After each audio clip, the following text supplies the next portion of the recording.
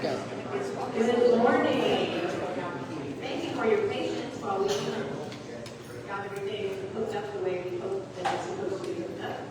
Welcome to Coffee and Conversation, brought to you by the Government Affairs Committee from the South Padre Island Chamber of Commerce. My name is Jeanette, and I am honored to be the president of the South Padre Island Chamber of Commerce.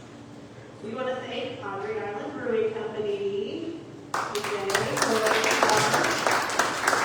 hosting us this morning, and also Karla Scimeca from Karla's Katering for the yummy pastries.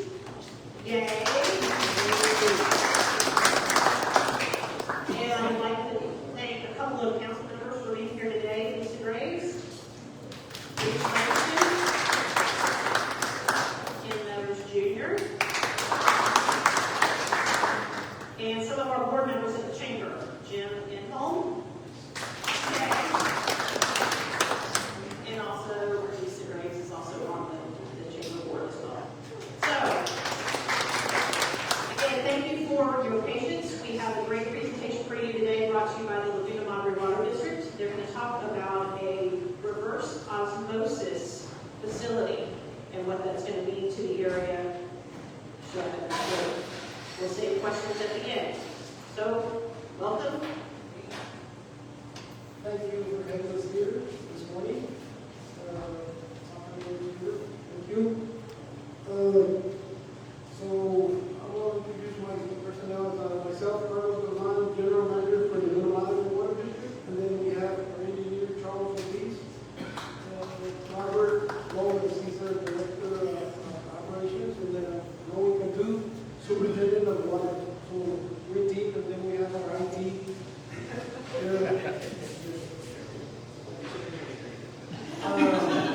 Yes, I'm just bringing a message to South Padre Island customers and people that are here living in this area.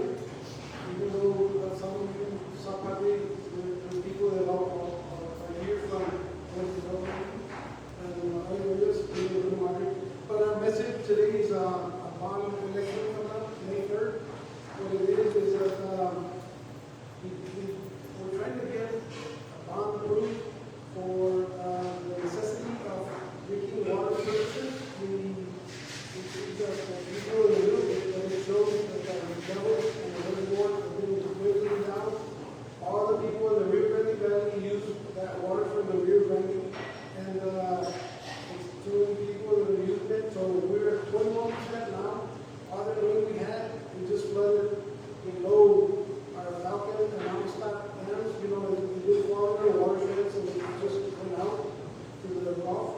So the same is our bond collection, and there's two kinds of bonds. One is tech bonds, and the other one is revenue bonds. But we're looking at a tech bond because all of the property owners and homeowners in this area pay for it, and they come down on the taxes. And again, we, the Laguna Madre Water District, if you see the taxing entities, it's the lowest, one of the lowest that we pay. And it's for water because it's a necessity now, and we're looking at it. So tax bonds, everybody pays for it, even the property owners that don't have any homes developed yet. But then on the other side, revenue bonds we have authorization to use them, but we don't try to use them because what happens on that side is that the rates increase and then they go back down.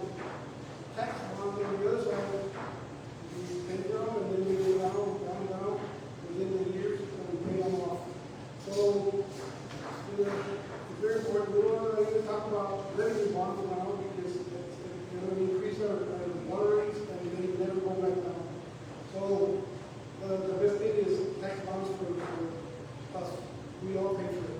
So again, presentation from you've got video, and then you will see the presentation on the necessity of this tax bond. So you put me in the lights a little bit? Okay, you ready for it? Yeah, we'll start the video. Okay. And then start the video.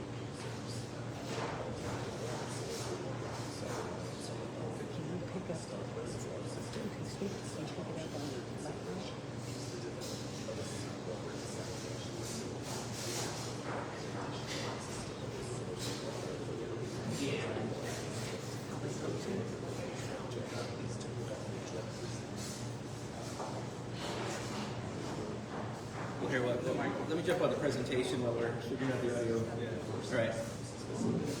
Okay, yeah, again, I'm Charles Ortiz. I guess we'll jump over to PowerPoint and see if we can figure out the audio difficulty here. So jumping over, we're here to talk about our Seawater, our reverse osmosis Seawater.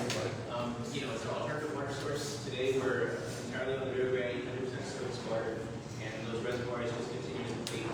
Last time they were full was 2011 with Hurricane Dolly in a couple years. They went down to 20% capacity. So today we're at 21.9. And just one thing to know, our next stage of trial when the reservoirs get 50% below is more environmental accounts and no water shortages. So that's how serious we are in needing to find some water rights backed up and conditions as well. So it is the time to make this move for water supply that will pretty much add our there we go. Okay, so we do need to implement this alternate supply just to be able to maintain our growth and even keep our existing supplies as the rivers continue to be rivers. So I guess we jump to the first slide. All right, so speaking of Joel, we're proposing to build an intake structure. We're talking about here at the Turner Basin. So basically, there's kind of an overall shot so you know where we're looking at deciding the intake. Looking at this corner right between the pilot dog and the guard shack. And we actually are going to go with 20 million gallons per day, which will be able to produce 7.5 million gallons of treated water in the future. And we're building 5 million gallons today.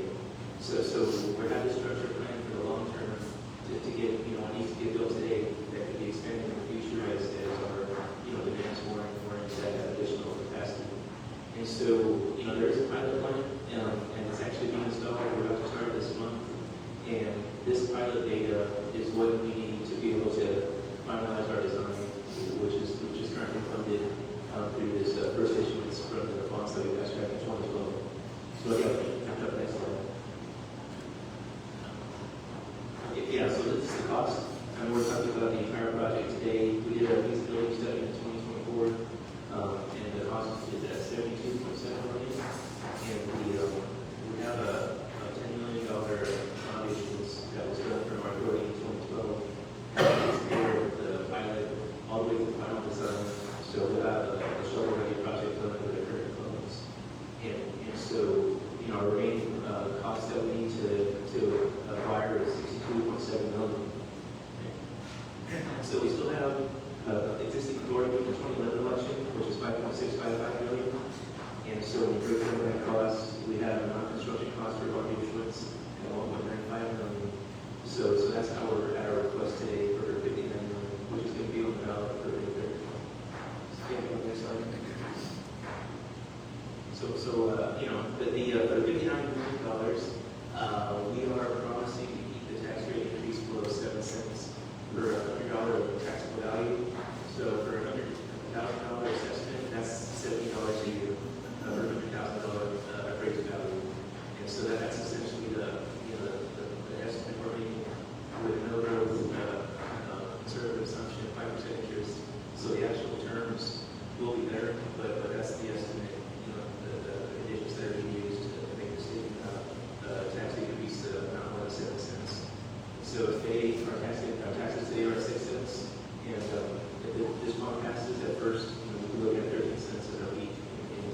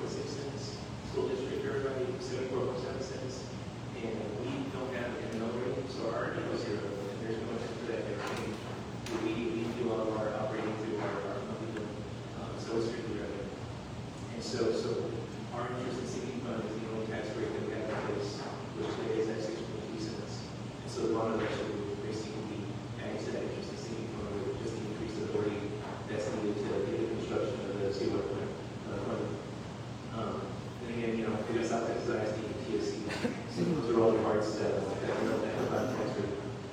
So yeah, we can jump to the next slide. Again, just to put out there, early voting. We do have early voting starting April 22nd from 9 to 7, and Saturday, April 26th from 10 to 5 as well. So if you go anywhere, you got Bristol City Hall, South Padre Island Community Center, and Livingston City Hall. And it's the same locations for early voting and the election day itself. Election day, Saturday, May 3rd, 7 to 7. So those are the times we have the opportunity to cast your vote for this proposition. Let's see what next slide. And well, this is going to go into PFAS. So we have some Mark voting because we have reverse osmosis proposed. I'll take it over. Sorry, that's funny. I'm sorry, I jumped a little too fast. Okay, so for reclamation, we have a grant opportunity through the East Demolition Construction Program. January 14th, we got a notice for $17.5 million, and it's a cost share, 25% federal, 75% local. So we already have, a ceiling of $7.5 million on the table. The financial agreement should be in place by September, but the local match is contingent on this election. So basically, with the successful outcome of the election, that gives us the authority to provide a local match to this grant opportunity that's already been provided to the district. So that's one important aspect. Just timing. The grant window for this fiscal year is 3 years. So to use this grant opportunity, we have to be done by November of 2027, and then we request an extension to be passed. So it has a very tight time frame to be able to use this financial opportunity that's on the table right now. So yeah, go to the next slide. No voting yes. Okay. Excuse me. Good morning. So PFAS, or polyfluoroalkyl substance, better known as a forever chemical. I'm sure everybody's heard of it. It's been around since the 1940s. I'll read a quick paragraph here from the EPA website. It says PFAS are a group of manufacturing chemicals that have been used in industry and consumer products since the 1940s because of their useful properties. There are thousands of different PFAS, such as those used in Teflon, pots, and pans, some of which have been more widely used and studied than others. And this is directly from the EPA website. We can look it up and do our own research to get more data on that. So, in addition to the Teflon, the pots, and pans, these compounds are found in cleaning products, paints, clothes, carpets, food packaging, cookware. A lot of non-stick materials is where you'll find it the most. And of course, the list goes on, right? The importance of mitigating this is because the chemicals have been linked to a range of health problems, some of those being cancer, with other mental issues, hormone disruption, etc. How do we get rid of these PFAS? Reverse osmosis. There are others, but reverse osmosis is the most effective, especially particular to our project. It's going to get rid of any link of genes and compounds from PFAS, right? So because it's also needed in the Seawater project, right, for the alternative source, we're going to be accomplishing 2 goals at the same time. So the timeline. This started, as Peter mentioned, in the 1940s, but the EPA started to set regulations, start looking into all this monitoring in April of 2024. The Laguna Madre Water District in 2023, under the UCMR 5 rule, began to test. We did a year-long test study, we submitted our information to CCQ, which is our regulating agency. And by 2027, TCQ will begin to report violations. There's going to be requirements like the consumer conference report, where in your bill you'll see the direct link, at the bottom of your bill you'll see the direct link to find any compounds that were found in our water. There are 6 that they're looking into. We did not find any of those in our water today, but that doesn't mean that we don't find them tomorrow. Right? There are 4 compounds that were found that are unregulated, and because it's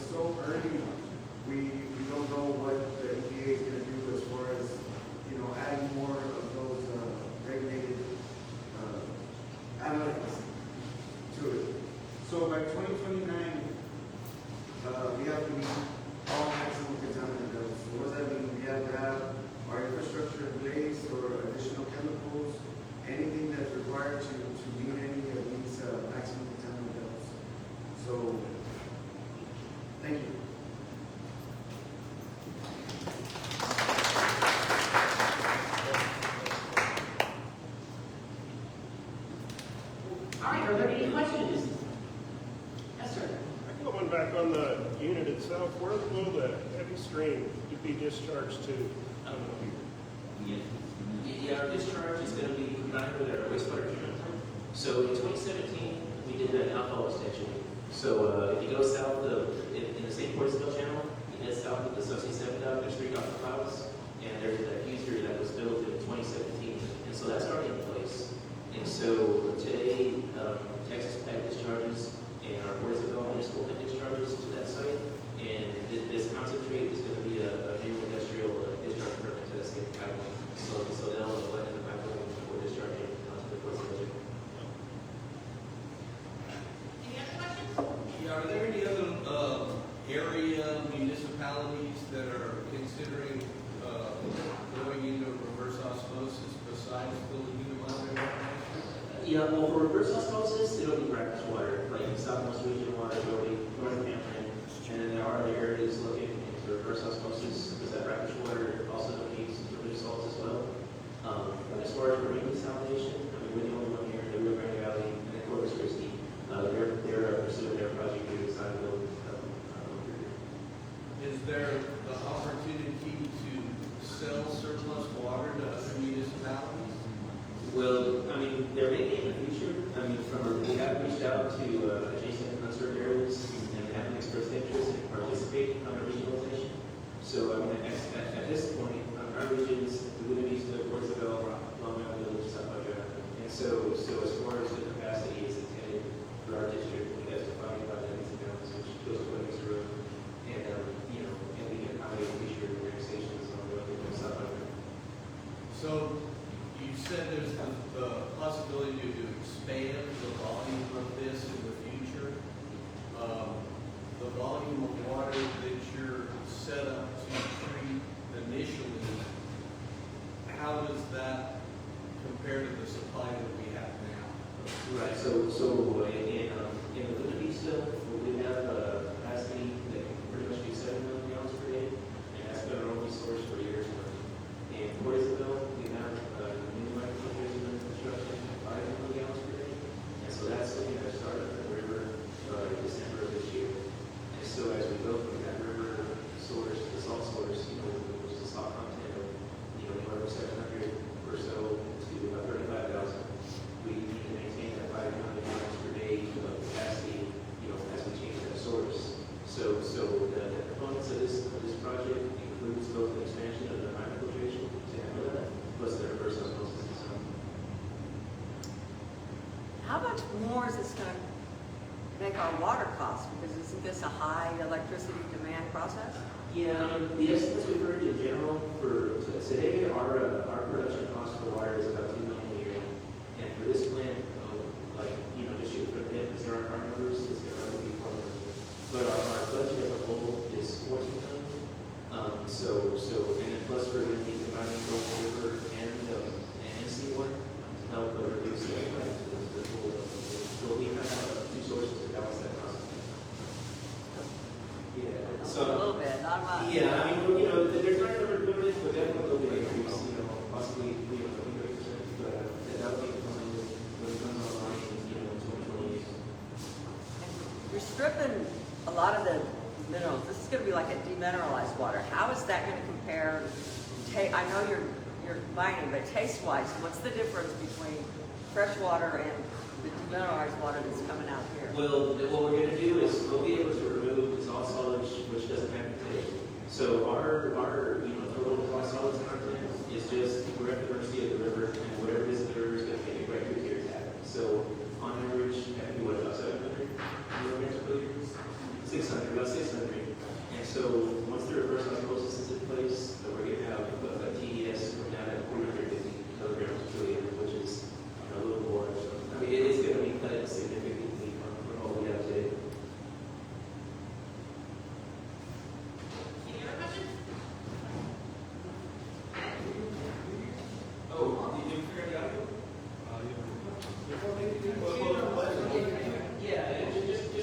This is the website we have. If you go to our website, www.lw.org, there's a red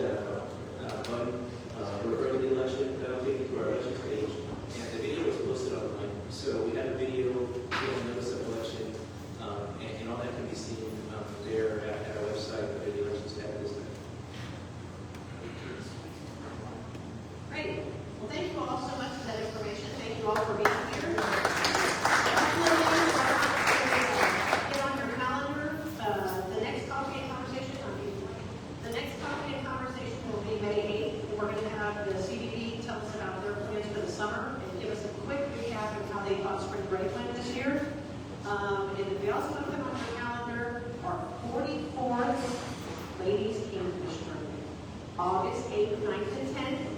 So you're going to be hearing from us about your